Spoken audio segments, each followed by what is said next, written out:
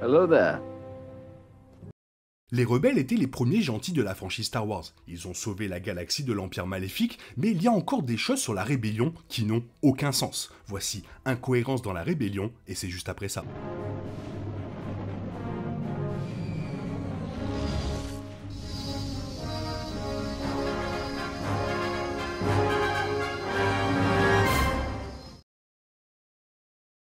Les films et émissions de télévision Star Wars ont étoffé l'histoire de la rébellion tout en racontant de nouvelles histoires sur leur lutte contre la tyrannie. Mais cela a également soulevé des questions auxquelles on n'a pas toujours eu les réponses.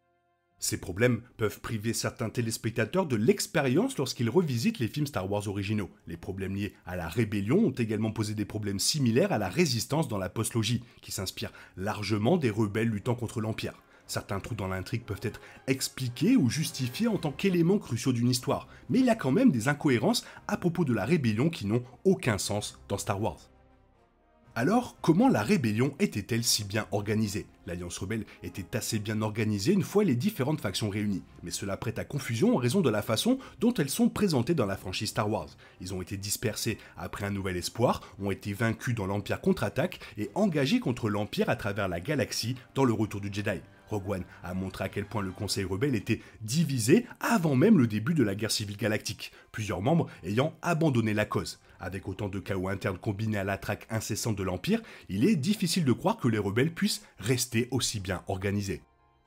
Comment ont-ils construit une flotte massive? Après l'effondrement du Conseil rebelle, la dévastation de la bataille de Scarif et les pertes de la bataille de Yavin, les ressources de la rébellion diminuaient à la fin d'un nouvel espoir. Cependant, l'Empire contre-attaque a montré qu'ils avaient rassemblé une flotte impressionnante sur Hoth, et Mon Mothma allait s'entendre qu'ils disposaient de forces supplémentaires à travers la galaxie, au-delà de ce qui a été vu lors de la bataille d'Endor. Il n'a jamais été directement expliqué comment la rébellion a compensé ses pertes ou développé une armada pour rivaliser avec la flotte impériale au combat. De nombreux mondes rejoindront la rébellion après la destruction de l'étoile de la mort, mais tout autant en seront terrifiés.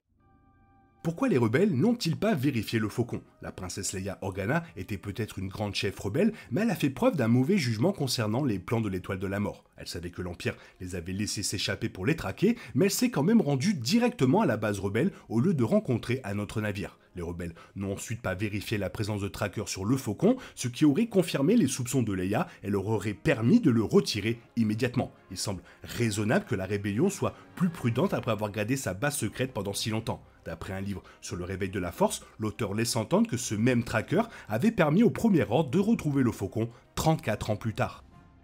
Pourquoi se sont-ils tous réunis? Le titre complet de la rébellion était Alliance pour restaurer la République, mais cette approche présentait un problème flagrant. L'Empire est arrivé au pouvoir parce que l'ancienne République était très corrompue et que la moitié de la galaxie détestait la République pendant la guerre des clones. Saw Gerrera a observé ce problème dans la saison 1 d'Andor, appelant les néo-républicains, ceux comme Maya Pai et les anciens séparatistes comme Anto Kreegyr, pour avoir tenté de ramener les systèmes qui ont provoqué la guerre en premier lieu. Peut-être que la galaxie était prête à se rallier à tout ce qui s'opposait à l'Empire, mais Mon Mothma aurait pu obtenir plus de soutien en proposant un tout nouveau gouvernement.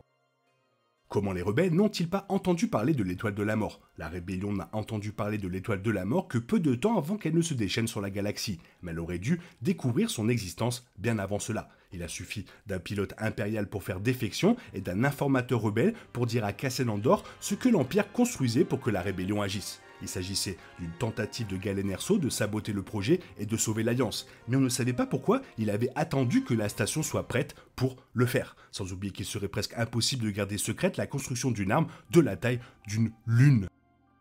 Parlons stratégie. Même avant que Leia ne conduise l'Empire directement à la base rebelle, elle les a également amenés à Tatooine. Plutôt que de laisser un autre navire prendre les plans pendant qu'il servait de distraction ou d'attendre qu'il échappe pour retrouver Obi-Wan Kenobi, elle a combiné ces deux missions ensemble. Leia a été capturée 10 minutes après la bataille de Scarif. Elle a dû envoyer les plans sur la planète avec R2-D2, exposant presque Obi-Wan dans le processus. Après tous les efforts déployés par les rebelles pour acquérir les plans de l'étoile de la mort, ils auraient dû planifier une évasion en bonne et due forme.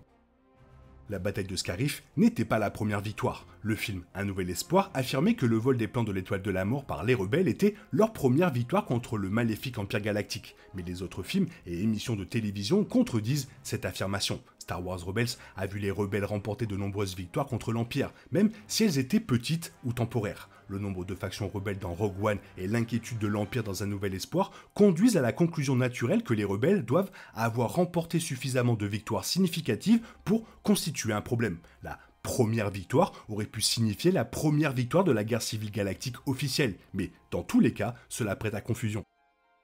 Continuons sur l'après Yavin. La cérémonie de remise des prix à la fin d'Un Nouvel Espoir est l'une des plus belles fins cinématographiques de tous les temps. Mais cela ne change rien au fait que les rebelles perdaient un temps précieux. Luke Skywalker venait de détruire l'arme ultime de l'Empire et les rebelles ont perdu plusieurs escadrons, ce qui signifie qu'ils auraient dû évacuer immédiatement. Les rebelles ont commencé à évacuer la base d'Echo sur Hoth lorsqu'ils soupçonnaient que l'Empire savait où il se trouvait, mais ils ont pris le temps de célébrer dans Un Nouvel Espoir. L'Empire aurait pu envoyer sa flotte directement à Yavin 4 pour se venger, tout comme le Premier Ordre l'a fait dans Star Wars Le Dernier Jedi.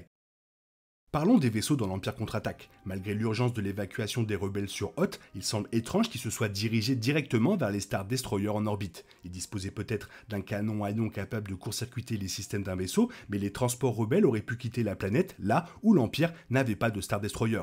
La meilleure explication est que les impériaux bloquaient la seule route hyperspatiale sûre pour sortir du système. Mais Luke et au moins un transport rebelle semblaient avoir plus de facilité à s'échapper. Il aurait peut-être été plus sûr pour les rebelles de s'éloigner des Star Destroyers tout en prenant le temps de planifier un saut hyperspatial alternatif.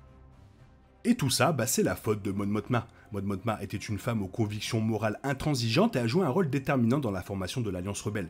Mais elle a souvent échoué en tant que chef militaire. Elle a refusé d'exercer son autorité sur les membres du Conseil rebelle, les obligeant à agir dans son dos ou à refuser d'écouter. Son refus d'agir a également conduit l'amiral Radius à prendre l'initiative et à entraîner l'Alliance dans la bataille de Scarif. Mon Mothma a porté ses problèmes dans son rôle de chancelière de la Nouvelle République, renonçant à trop de pouvoir exécutif et laissant des politiciens de carrière comme le sénateur Amato Gjono lui marcher dessus.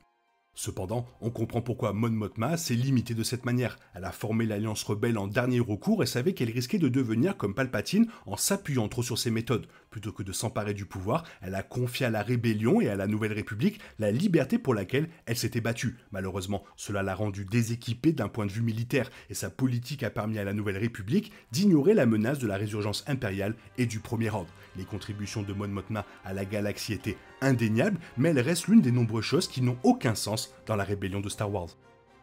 Mais bon, ils ont quand même réussi à battre l'Empire, donc voilà quoi. Toi, qu'est-ce que tu penses de tout ça? Si tu as des choses à rajouter, n'hésite pas à le faire dans la zone commentaire. Sinon, il est temps pour toi de reprendre le cours normal de ta vie. Bien sûr, on se retrouve bientôt pour une nouvelle vidéo. Bisous bisous, bye bye, que la force soit avec toi.